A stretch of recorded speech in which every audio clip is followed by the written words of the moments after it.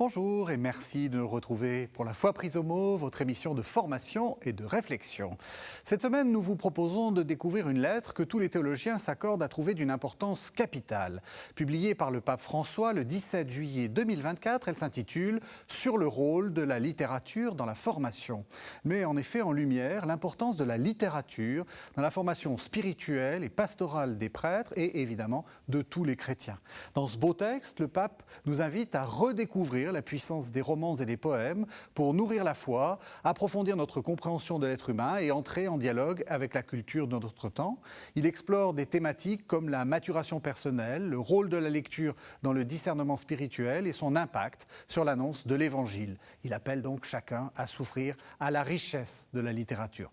Je vous propose donc de parcourir ensemble cette lettre en compagnie de mes deux invités. Sylvie Parizet, bonjour. Bonjour. Vous êtes professeure de littérature comparée à l'Université Paris-Nanterre et vous avez dirigé il y a quelques années une magnifique Bible dans les littératures du monde. Vous nous en reparlerez. C'est un ouvrage très important.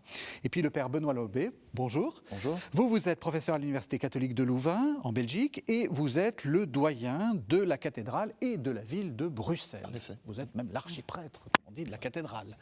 Voilà, alors peut-être une première question. Vous l'avez reçue comment, cette lettre ? Comment est-ce que, quand vous l'avez lue, quelle était votre première impression, Benoît Lobé ? Enfin. Ah, carrément, enfin. Oui, enfin, on rend justice à la littérature. Il y a très longtemps que des gens comme Adolphe Guéchet, qui fut un grand professeur de l'Université de Louvain, qui est décédé il y a maintenant une vingtaine d'années, avait déjà dans toute son œuvre dit l'importance de la littérature pour avancer dans la réflexion théologique, mais peut-être n'avait-il pas reçu toute l'audience à laquelle il avait droit. Et voilà qu'enfin, le souverain pontife, le magistère, dit cette importance de la littérature pour avancer dans la réflexion théologique et pour grandir dans la foi. Donc enfin. Et alors, et vous, comment vous la recevez ? Alors avec enthousiasme, Ouais. surprise un petit peu. Ouais. Je dois dire que cet aspect très révolutionnaire finalement d'un pape qui tout d'un coup nous dit mais la littérature c'est essentiel et non pas en tant que littérature, j'allais dire édifiante, ça on le savait, mais la littérature, la fiction, la poésie, tout.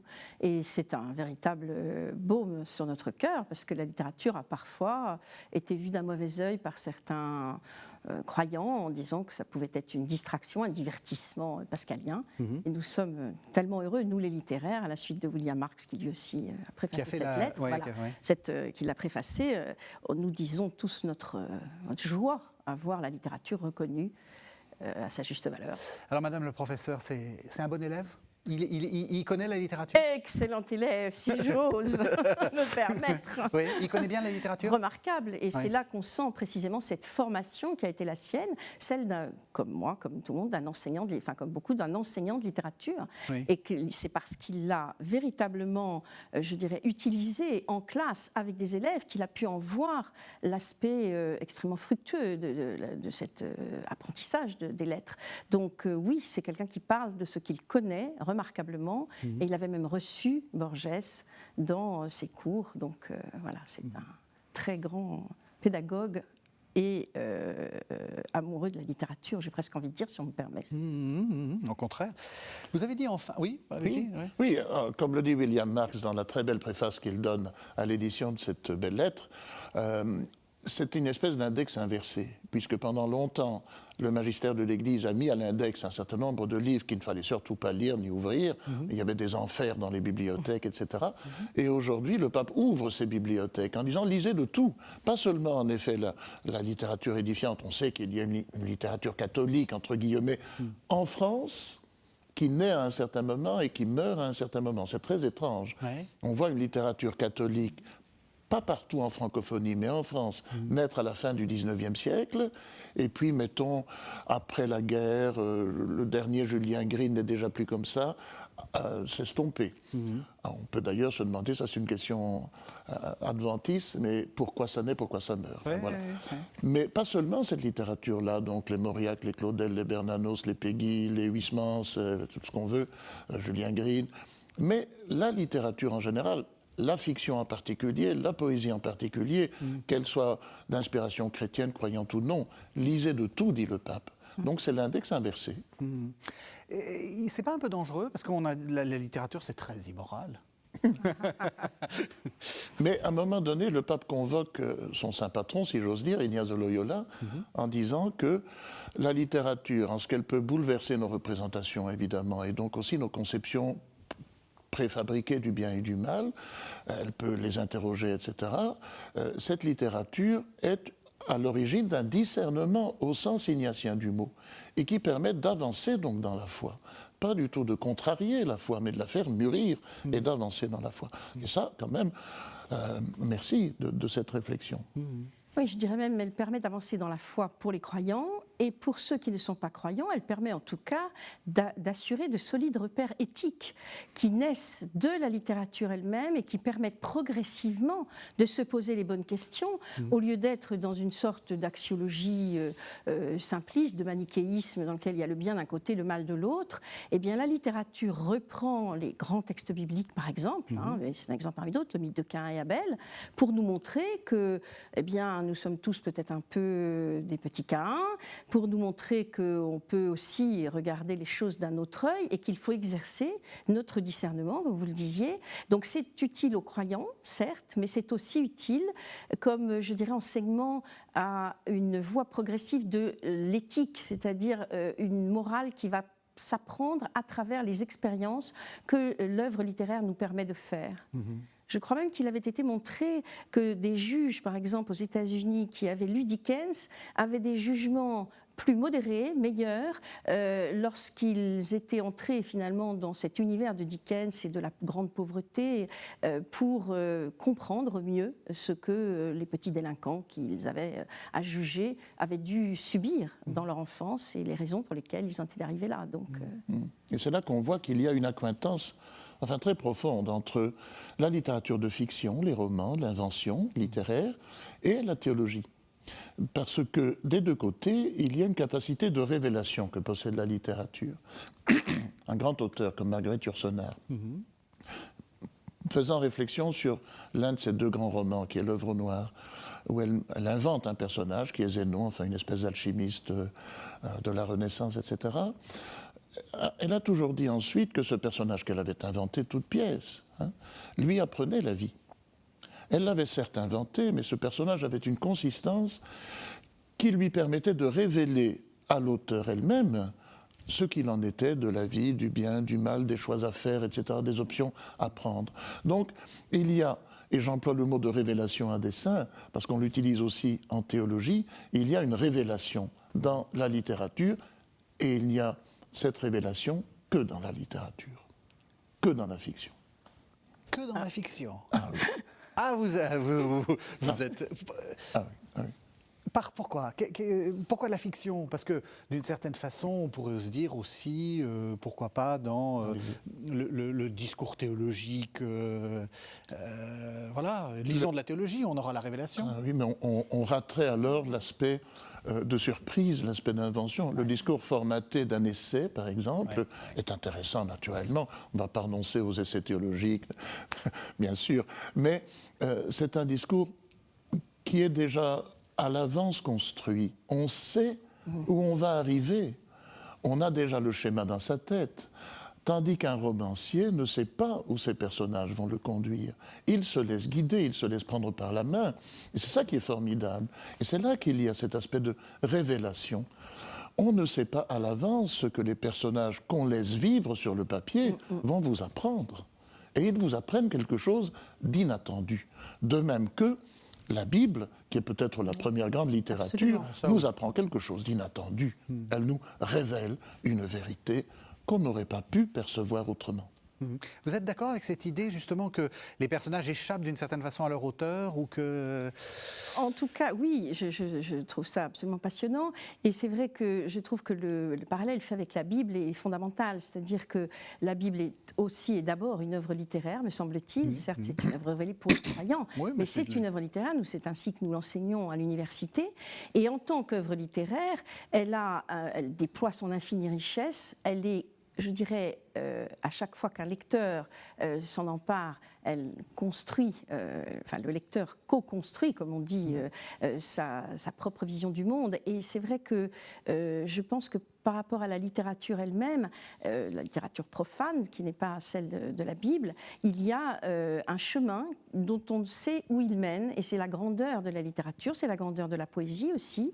Borges parlait de l'imminence d'une révélation qui ne se produit pas. Alors lui, en tant qu'agnostique, trouvait que cette révélation n'arrivait pas dans la littérature, mais il disait que la littérature était une réserve, alors ça c'est de Genève, une réserve de formes qui attendent leur sens, et quelle était l'imminence d'une révélation. Et finalement, cette imminence d'une révélation, c'est exactement ce que vous êtes en train de dire, c'est le lieu de l'incertain, de ce que c'est la foi qui contient le doute en quelque sorte. Et vous avez tout à fait raison. Enfin, je suis évidemment un peu étonnée d'entendre ça dans la bouche d'un théologien, mais merci. Bien sûr. Merci Mais je disais tout à l'heure, il est grand temps qu'on se réveille en théologie et qu'on réapprenne de la littérature ce qu'elle peut et ce qu'elle doit nous apporter, ce qu'elle peut et qu'elle doit apporter au discours théologique. Ricoeur a dit des choses également semblables en matière de lecture de la Bible. Le pape a une formule absolument magnifique, « se laisser lire par ce qu'on lit ». Dit-il. L'acte de lecture auquel il faut bien qu'on arrive à un moment donné, parce qu'il y a l'acte de production d'un roman, mais il y a aussi l'acte de celui qui lit un roman ou de la poésie. L'acte de lecture est un acte inventif. C'est un acte par lequel, introspectif également, c'est un acte par lequel on se relie à l'intérieur de soi, on se laisse lire, comme dit le pape, par ce qu'on lit, c'est-à-dire qu'il y a une manière de se découvrir, on est toujours une énigme à ses propres yeux naturellement, mais à travers les personnages qu'on rencontre dans l'œuvre de fiction. Et donc, il y a là quelque chose qui appartient de plein droit à l'aventure spirituelle. Et c'est pour ça que le pape, me semble-t-il, a voulu faire cette lettre, pour que cette dimension de la découverte du soi à la lumière de la littérature n'échappe pas aux séminaristes d'une part, aux chrétiens en général, et puis à tout le monde, tous les gens de bonne volonté. Donc c'est très important pour moi, ça. Est-ce que vous avez un exemple, justement? C'est quoi? C'est le fait de voir le personnage se débattre dans ses contradictions, où vous vous dites, c'est moi un peu? C'est juste une sorte de... Oui, c'est l'énigme de la littérature, enfin je ne sais pas ce que vous en pensez, mais qu'est-ce qui fait qu'un sujet particulier, un personnage qui a vécu à telle époque et qu'un auteur met en scène. Bon, par exemple, je reviens à Yourcenar, Adrien, l'empereur Adrien, les mémoires d'Adrien, ou le Zénon qu'elle invente.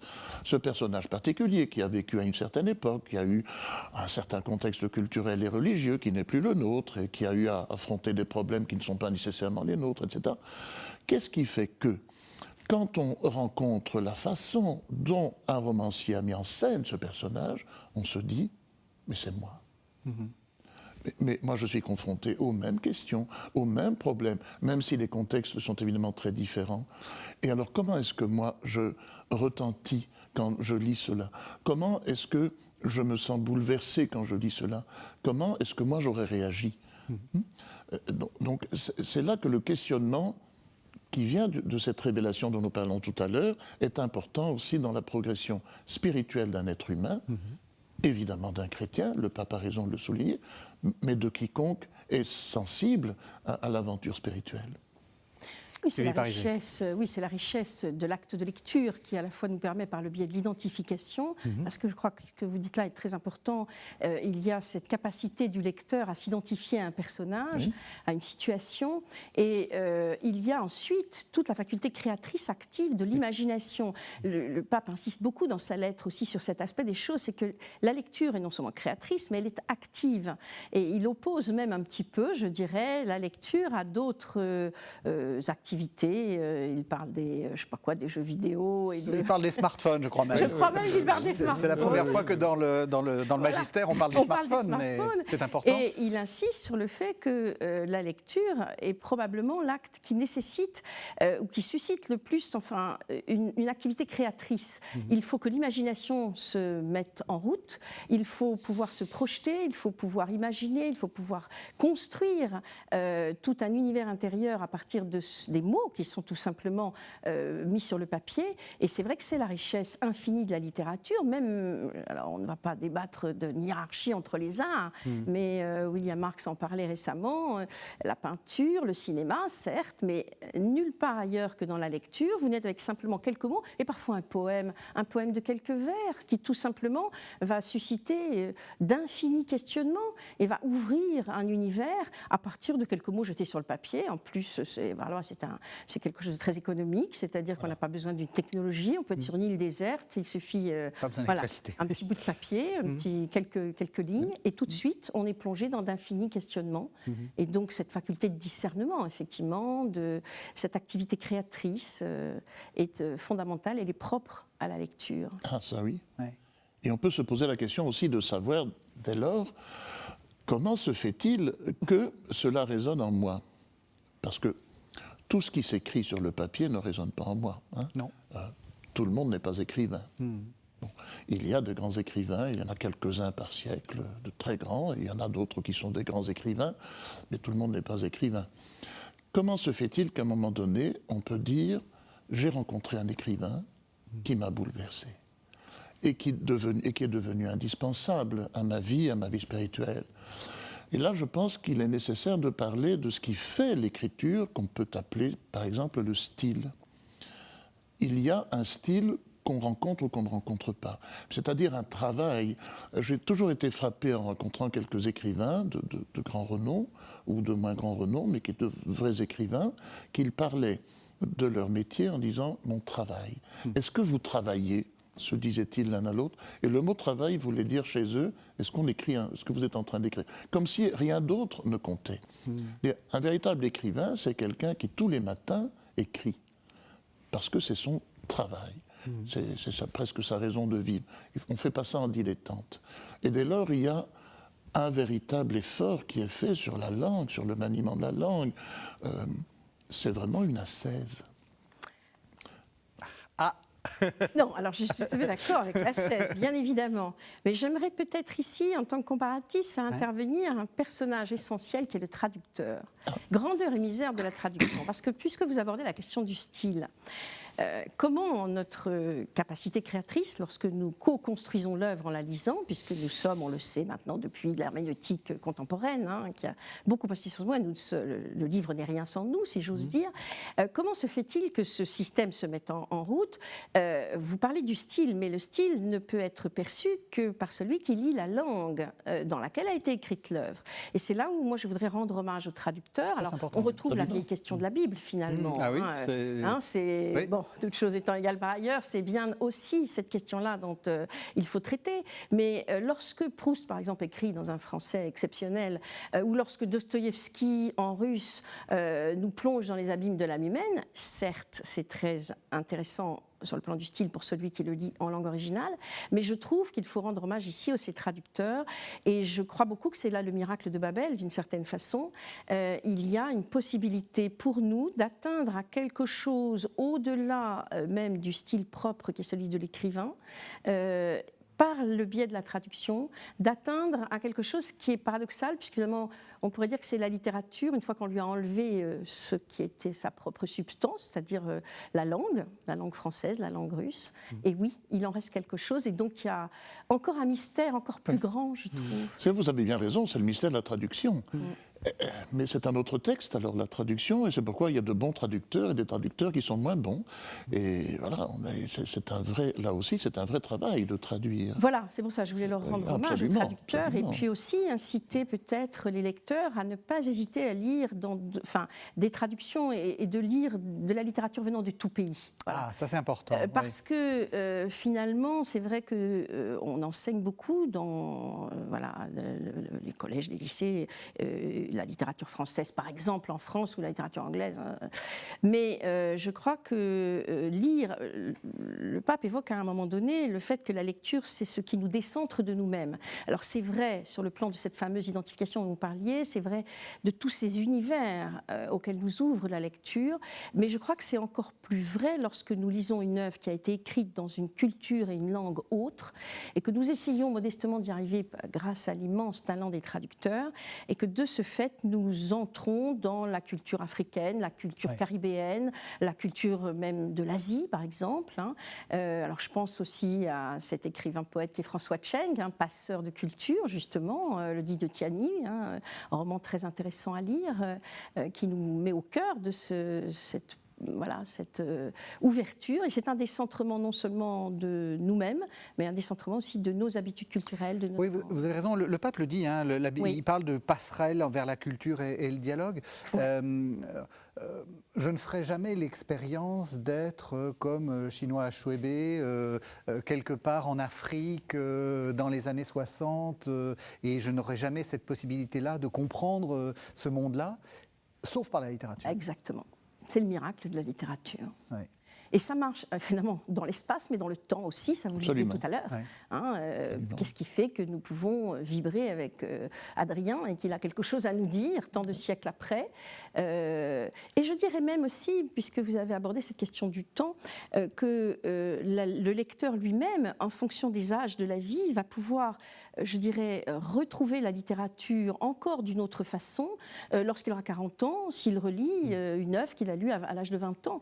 Et ça aussi, c'est un autre miracle. Comme vous disiez, qu'est-ce qui fait que nous nous identifions, que nous pouvons nous ouvrir à quelque chose à travers cette projection dans une œuvre littéraire, dans un roman, etc. Eh bien, c'est aussi quelque chose qui peut nous toucher différemment. Le véritable lecteur, c'est le lecteur qui relit. Ah, voilà. Ah, oui. Il y a le lecteur qui découvre, bien sûr. Alors, on est fasciné par la première lecture d'un livre, d'un auteur, etc.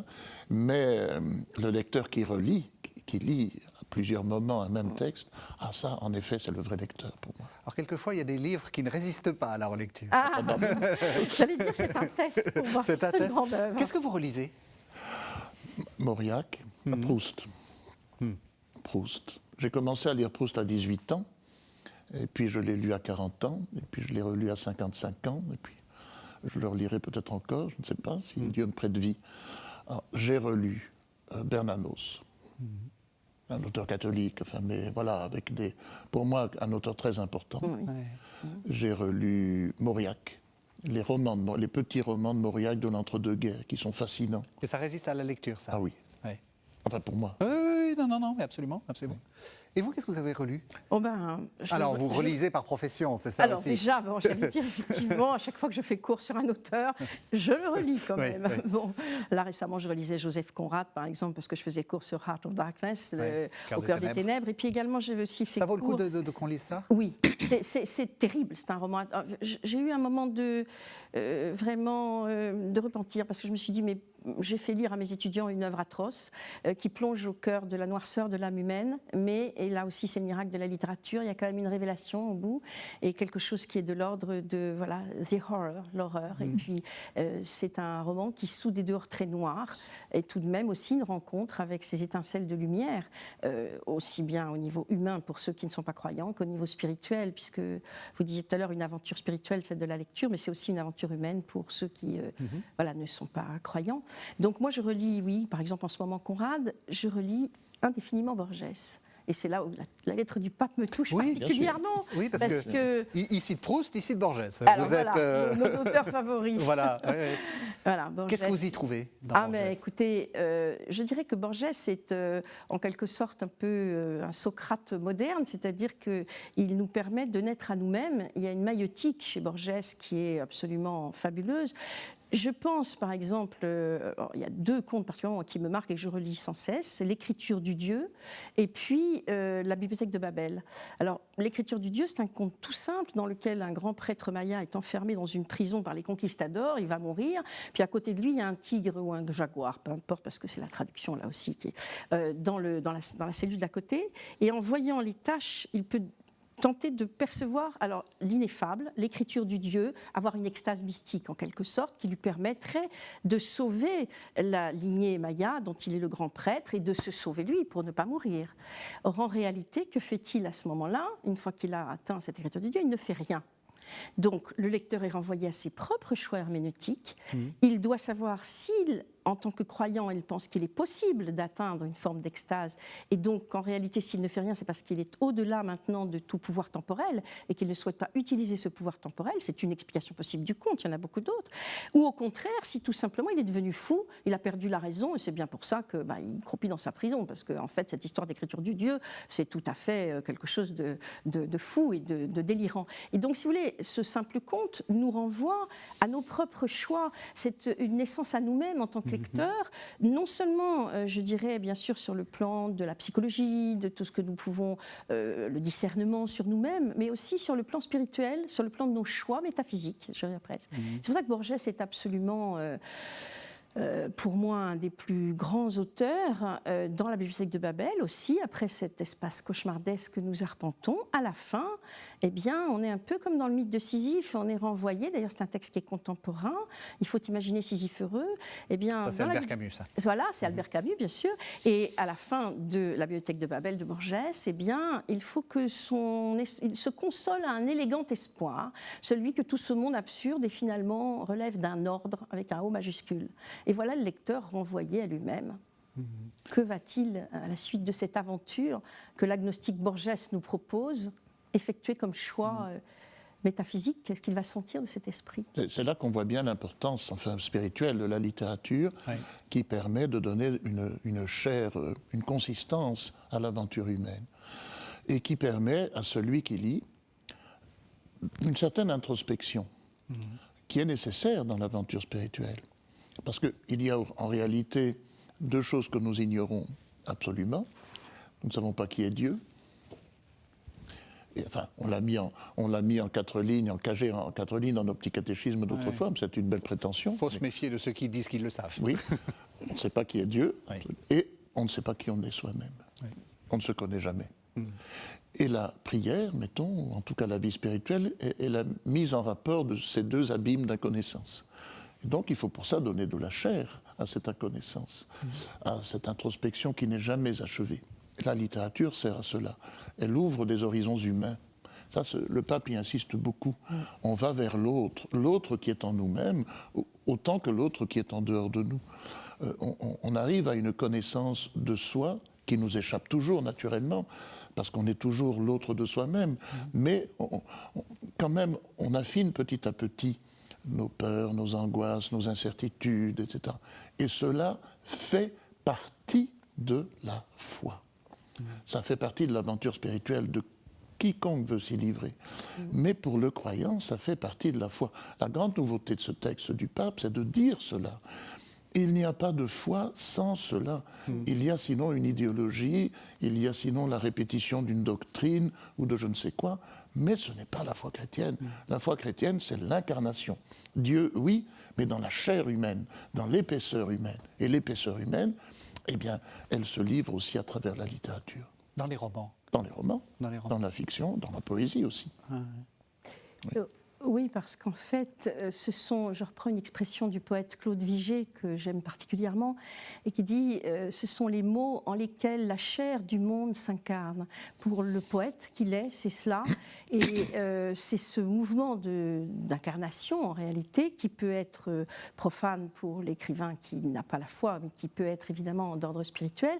Je pense aussi là encore à Borges qui a écrit un très beau poème qu'il a intitulé Jean 1,14, et le Verbe s'est fait chair, et c'est vrai que c'est cette matérialité de la texture même du texte qui est là aussi révolutionnaire dans le propos du pape, parce qu'on ne pouvait pas imaginer qu'il allait aller dans ce sens, et de dire oui, finalement c'est l'incarnation dans la littérature, dans les mots, et en particulier la poésie peut-être alors.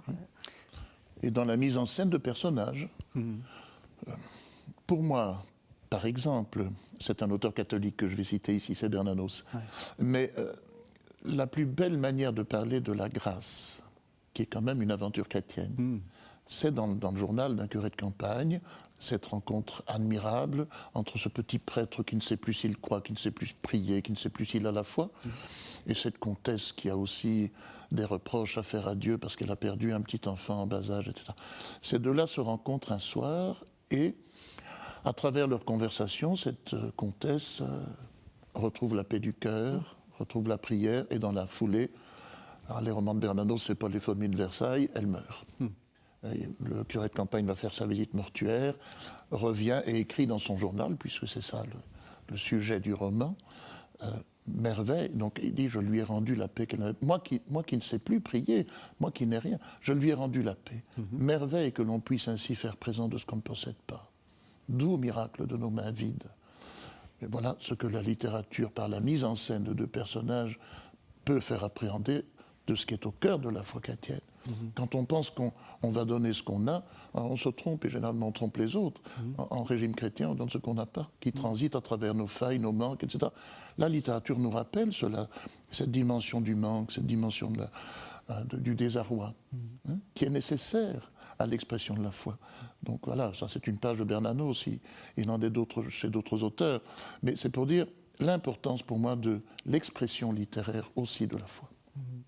Mais justement, ça pose la question de l'explicite et du non explicite. Enfin, une des révolutions effectivement du pape, c'est de citer Borges qui n'était pas, qui se déclare agnostique. Oui. Après, de Proust qui ne parle pas explicitement. Enfin, il n'y a pas trop de curés chez Proust. Enfin, et puis qui voilà. Comment est-ce qu'on passe ce dialogue entre l'explicite et l'implicite. Enfin, ou est-ce que le danger, c'est de ne pas vouloir arraisonner la littérature en disant ça me parle de Dieu de toute façon, même de gens qui ne veulent pas qu'on parle de Dieu à propos de leurs livres. Est-ce que vous, c'est une question évidemment, par exemple en littérature comparée, vous comparez des œuvres venant d'autres, de domaines différents, de domaines culturels, de langues différentes. Est-ce qu'on n'est pas tenté d'arraisonner à sa propre... Oui, bien sûr, il peut y avoir cette tentation et c'est vrai qu'être, je dirais de façon explicite, par exemple, lire la grâce chez Bernanos comme quelque chose qui touche le chrétien, bon, c'est une possibilité de lecture, mais il y a aussi toute la littérature absolument profane qui, au contraire, crie cette impossibilité, d'une certaine façon, d'atteindre à l'esprit, en quelque sorte. Et je pense que vous avez raison, il ne faut pas non plus ramener la littérature uniquement à cette façon qui pourrait être explicite de dire la grâce. Il y a aussi, et le pape fait droit à cela, oui, tout cet aspect purement, j'allais dire, alors moi qui suis dans l'université, j'aurais envie de dire laïque, mais enfin, toute cette façon... Gratuit, enfin je veux dire, voilà, dans une sorte de quête spirituelle, c'est gratuit. De dire gratuit, finalement, c'est simplement une façon d'apprendre à mieux aimer les autres et à être en empathie, parce que la littérature permet de nous rendre meilleurs. Alors j'ai envie de dire, à un premier niveau, parfois la littérature nous sauve la vie, tout simplement. Il y a des écrits qui sauvent, parce qu'à un moment de détresse, ils peuvent, tout en ne parlant absolument pas de Dieu, ni même n'être perceptible comme tel par le lecteur, il sauve parce qu'il donne un aperçu humain de ce que peut être la solidarité, de ce que peut être la foi dans l'avenir, de ce que peut être l'espérance, qui est une vertu qui existe dans la littérature, par exemple, très profondément. Donc je crois que oui, il y a aussi cet aspect tout à fait, en apparence en tout cas, déconnecté de toute foi, qui est tout simplement la foi en l'homme. Tous ces écrivains, on cite Camus par exemple, mais qui a montré comment on pouvait, à travers la littérature, avoir une foi en l'homme, même quand explicitement on dit Dieu n'existe pas. Et même si on affirme dans certains écrits, ou en tout cas certains romans veulent nous mener vers une sorte de réflexion abyssale, disant mais non, il n'y a pas de spiritualité, il n'y a pas d'esprit, il n'y a pas de Dieu, il n'y a rien d'autre que notre misère humaine ou que notre monde humain et sa beauté tout simplement.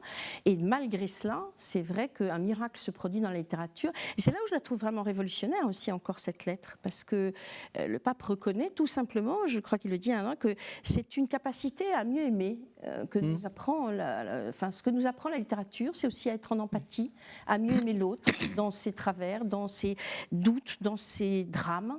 Et donc il y a aussi là quelque chose. Oui, il dit elle ouvre une porte privilégiée au cœur de la culture humaine et précisément au cœur de l'être humain. Oui. Ouais. Aimer l'humanité, aimer l'humanité de l'homme, de l'être humain. Oui. C'est ça qu'apprend la littérature, certainement. Oui. Et encore une fois, c'est pour ça que c'est un exercice indispensable, parce qu'on aurait bien des raisons de ne pas aimer l'humanité de l'être humain, tandis que l'approche littéraire nous invite à nous décentrer justement, à aller voir apprendre du texte, de la fiction, etc., ce qui est aimable dans l'être humain. Oui, c'est ça. Et pour espérer de nouveau, en quelque sorte, parce que je pense à ce qu'a fait, par exemple, qu'ont fait les poètes de la Résistance, dans des périodes très douloureuses, la façon dont ils ont permis de dire, mais il y a peut-être au bout du chemin un espoir, une fenêtre ouverte, une vie, la vie à se partager, comme disait Éluard. Mais c'est vrai que tout cet aspect d'une fragile espérance, tout simplement humaine, c'est déjà ce qui fait la grandeur de la littérature, qui peut nous sauver. Il faut imaginer Sisyphe heureux. Bon, ça permet. Oui, et ce que vous disiez de Joseph Conrad, c'est un peu déprimant, Joseph Conrad. Je reconnais. Au cœur des ténèbres, là, j'ai un petit regret quand même. Mais la fin est. Enfin, je veux dire, il y a quelque chose. Il y a quelque chose quand même qui passe. Il y a quelque chose qui. Et même, de toute façon, en dévoilant l'horreur, c'est aussi un des premiers stades qui permet, je dirais, de rentrer en contact avec notre souffrance. Oui. Et rentrant en contact avec notre souffrance et la voyant, je dirais, mise sur le papier avec des mots, ça permet aussi, parfois, d'en sortir. Je pense à la fameuse question qu'on a prêtée à Hölderlin, à quoi bon des poètes en temps de détresse? On l'a dit de plein de façons en traduction française, et peu importe, mais c'est une question qui hantait Claude Vigée, justement, et sur laquelle on a beaucoup glosé. Mais quelle que soit, je dirais, l'horreur absolue qu'on peut traverser à certains moments de l'histoire de l'humanité, il reste la capacité au poète, qui est, je crois, aussi un peu prêtre et prophète, c'était peut-être quelque chose d'être un flambeau dans la nuit. Oui. En dehors de toute foi, d'ailleurs. En dehors de toute foi, on peut penser par exemple à Aragon. Oui, tout à fait. Un communiste et athée, mais dont la poésie, c'est extraordinaire, Aragon. Oui, absolument. Quelque chose de fabuleux. Oui, c'est incroyable. Absolument fabuleux. Et voilà, par la richesse, enfin...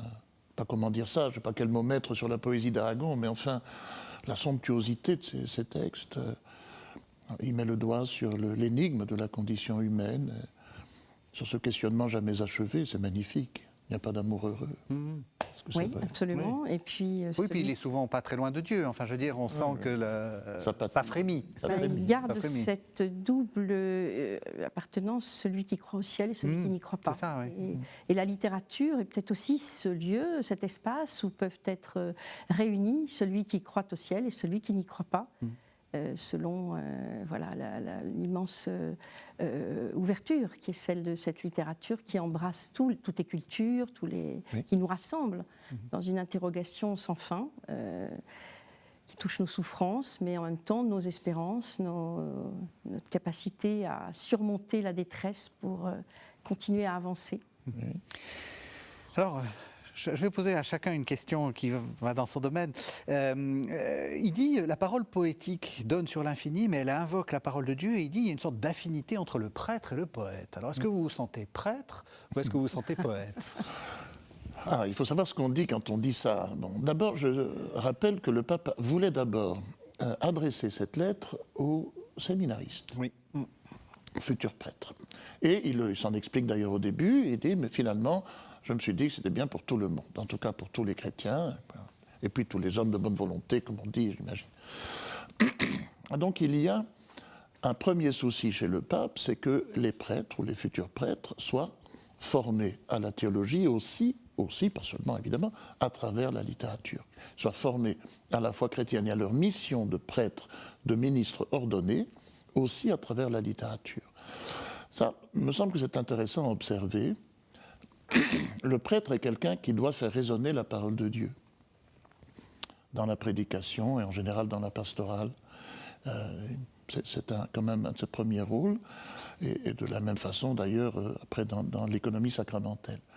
Mais comment faire résonner la parole de Dieu si on ne lui donne pas cette caisse de résonance qu'est la littérature, qui permet, on l'a dit à souhait pendant cette émission, d'approfondir le terreau humain dans lequel le Verbe s'incarne.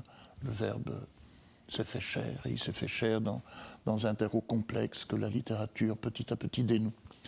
Donc, c'est une première manière de dire que le prêtre doit aussi être un poète, au sens alors plus étymologique du mot. Celui qui fait advenir les choses. Le poïétesse, c'est celui qui fabrique du sens ou de l'interrogation à partir de ce terreau humain et de la rencontre entre ce terreau humain et le verbe porté par l'Écriture sainte, la parole de Dieu. Bon. Mais deuxième réflexion, qui suit l'évolution, si j'ose dire, de l'écriture du pape, par le baptême, nous sommes tous prêtres. Quel est le sacrement qui fait des prêtres, demande Madame la catéchiste à ses enfants, au catéchisme. Oh, les enfants bien élevés disent, le sacrement qui fait des prêtres est le sacrement de l'ordre. Eh bien c'est vrai et c'est faux. Le sacrement qui fait des prêtres, c'est le sacrement du baptême. Et par le baptême, nous sommes tous constitués comme prêtres, prophètes et rois. Alors, ça s'adresse évidemment à tous les baptisés aussi, cette fonction sacerdotale. Elle n'est pas réservée aux seuls ministres ordonnés. Les ministres ordonnés sont plus chargés de rappeler à tout le monde que tout le monde est chargé de le faire. C'est une belle. Alors une autre, parce que je sais que c'est des choses qui vous intéressent beaucoup, est-ce que vous diriez que la littérature, c'est une des exégèses de la Bible? Est-ce que vous diriez qu'avec la littérature, je peux mieux comprendre la Bible? Alors, ça, je sais que ça vous intéresse. Absolument convaincue.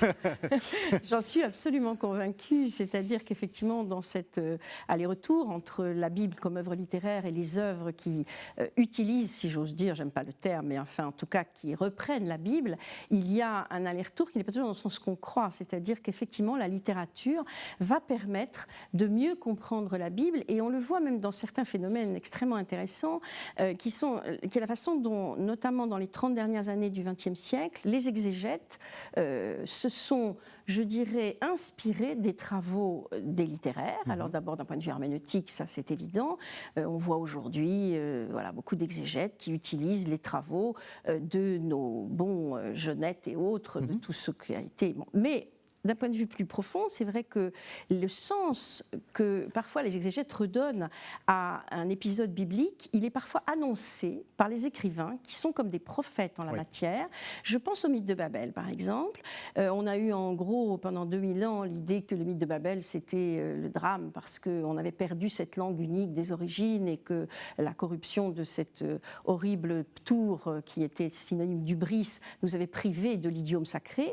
Et puis, à un moment donné, donc on avait valorisé l'un, en fait, l'unité. Bon, et à un moment donné, dans l'exégèse, on peut citer François Marty avec la bénédiction de Babel, on peut citer Hubert Bost, Babel du texte au symbole, on peut citer, mais alors tous les exégètes, David Bannon pour les herméneutes juifs, et André Neuer, autrement dit que ce soit en milieu catholique, protestant, juif, etc., on s'est mis à dire, mais non, pas du tout, ce qui est bien, c'est la multiplicité.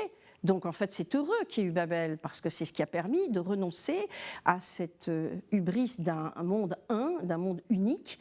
Eh bien, cette interprétation que les exégètes ont fait je dirais, en relisant le texte hébreu de façon différente, etc. Bon, on isole le premier verset et on considère qu'il ne dit pas que c'est la langue des origines qu'on perd, mais que c'est une langue close, fermée sur elle-même.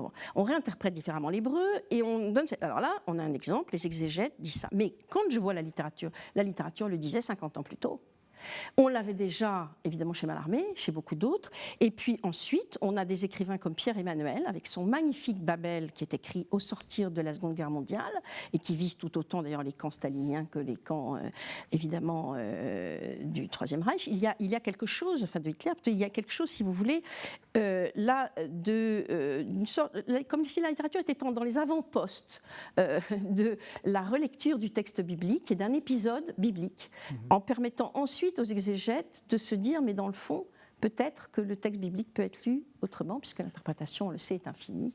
Donc voilà, l'exemple de Babel est frappant, je l'ai montré dans un livre que j'ai écrit à cet égard, mais il y en a beaucoup d'autres. Oui, il y a le cas de Judas, par exemple, où on voit bien qu'un livre comme celui de Kazantzakis, le merveilleux écrivain grec, réhabilite Judas, alors que maintenant on est tous en train de dire « Ah ben non, mais il était peut-être pas si méchant que ça », ou alors il faut essayer de le comprendre. Voilà. Oui, tout à fait. Absolument, oui. Souvent la littérature ou le cinéma, mais là on parle de littérature, est en avant sur l'exégèse et qui vient ensuite... Oui, c'est là qu'on découvre, bien sûr, que la Bible, c'est de la littérature.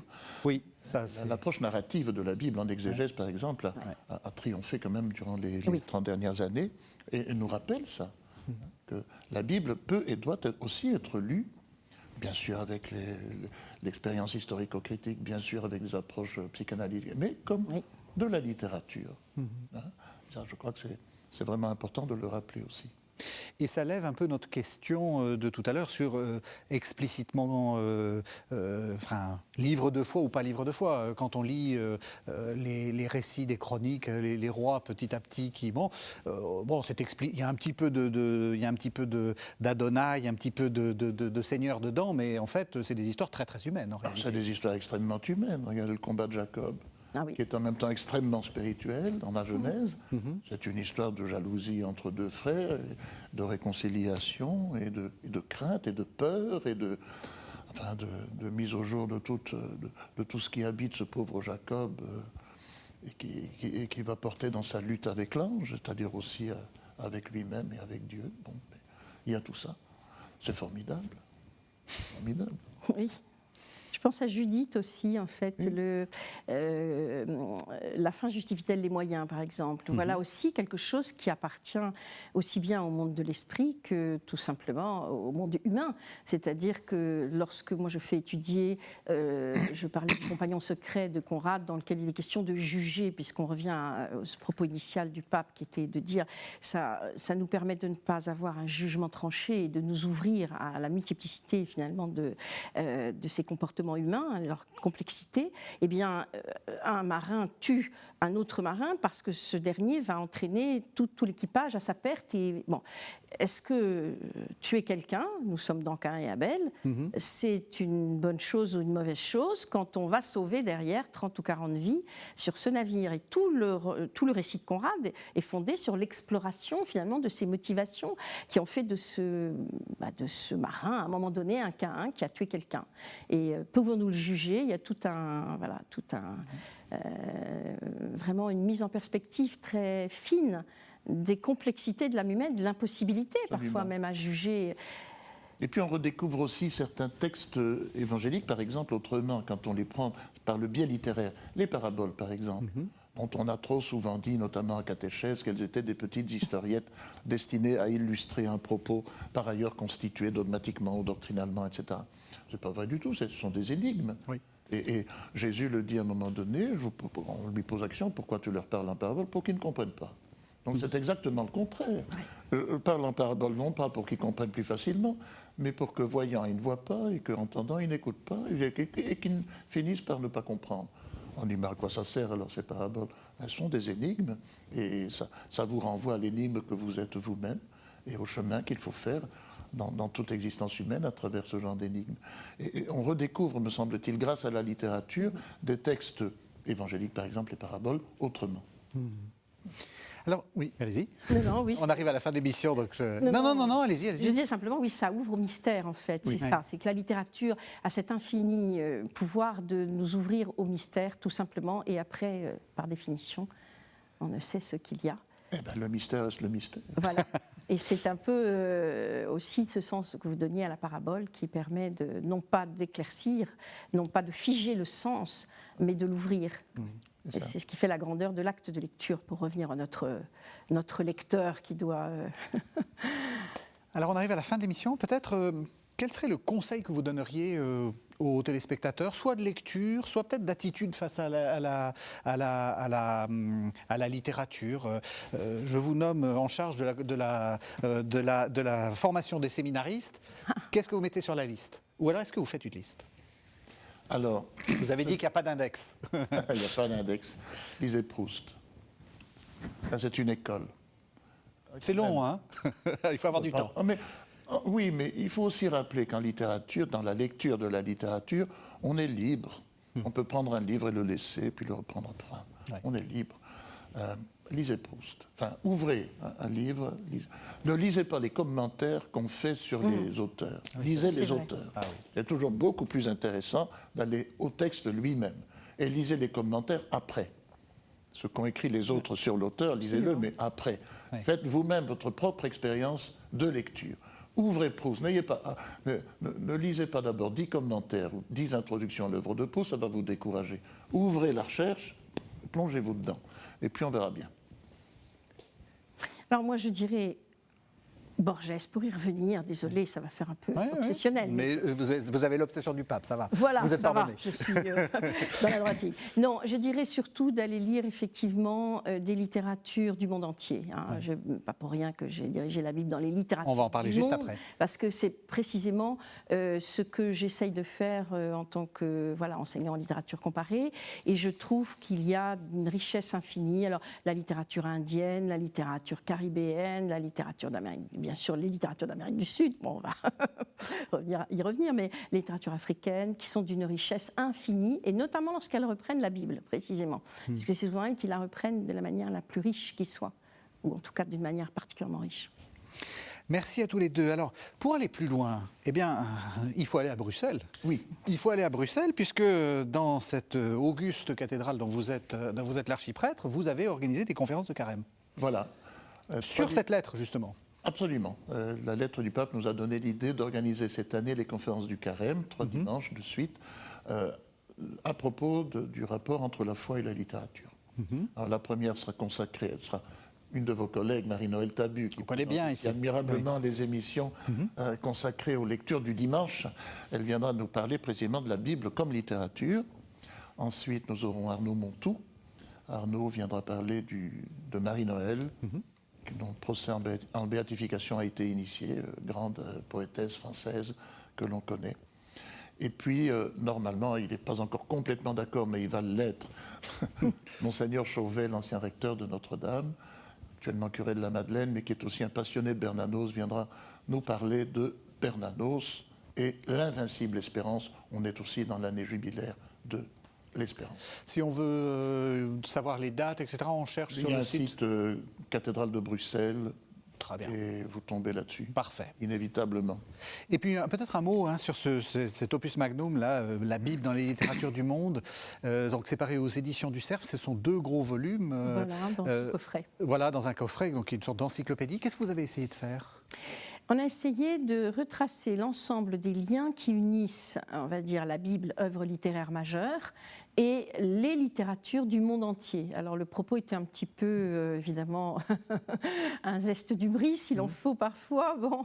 Mais c'est vrai que 400 chercheurs ont travaillé, donc une grande équipe de tous les pays, de 40 pays, et nous avons donc travaillé sur plusieurs axes, à la fois les mythes bibliques, donc les figures, Judith, Babel, enfin les figures ou les épisodes, pour voir comment ils étaient repris au fil des siècles dans toutes les littératures.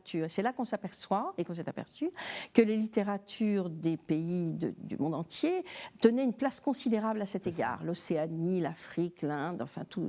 Alors qu'au départ, on avait calibré les choses de façon un petit peu différente et on a repensé l'ouvrage en fonction de ça. Donc les mythes et les figures bibliques, mais aussi la façon dont les langues sont travaillées par la Bible, puisque finalement, pour beaucoup de langues, elles ont été mises par écrit au moment où les missionnaires arrivaient. Et voilà, c'est la Bible qui a permis de mettre ça par écrit. Et puis la façon dont l'histoire d'un pays s'écrit aussi à travers sa façon de reprendre la Bible. La Bible dans les littératures du monde, c'est aux éditions du Cerf. Merci à tous les deux, merci de nous avoir suivis. Vous savez que vous pouvez retrouver cette émission sur le site internet de KTO, www.ktotv.com, et on se retrouve la semaine prochaine.